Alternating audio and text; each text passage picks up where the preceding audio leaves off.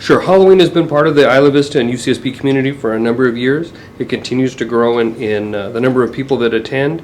There has been a movement in place for, I think, 3 years now, an effort community-wide to try to make this more of a local event. Unfortunately, the majority of the crimes that occur and the majority of the disturbances that occur are caused by people that come from outside of the community. On a typical weekend night, there'd be on an average of about 20 officers per night, as a guess. Staffing on the Halloween nights, Friday, Saturday, and Sunday, is more in the line of 155 police officers.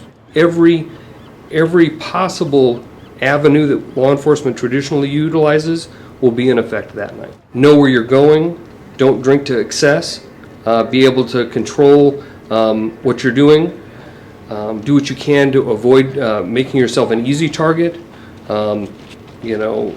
The reality is that people have to take responsibility for themselves. Genuinely, this is not Disneyland. We unfortunately do have people that come to our community with bad intentions to hurt people or to commit crimes. We see people lose their personal property every year because they leave it unattended or too intoxicated to remember where they left it, sadly.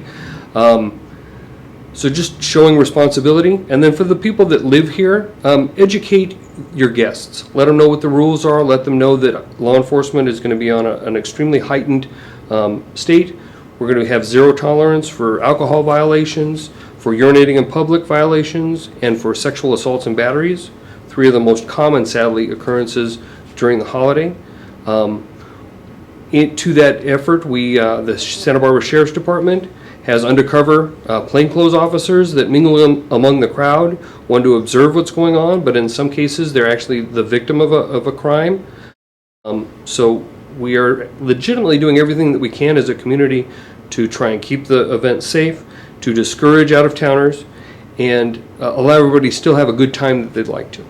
Boom lighting is installed on the most heavily traveled blocks so that it is as bright as they can make it.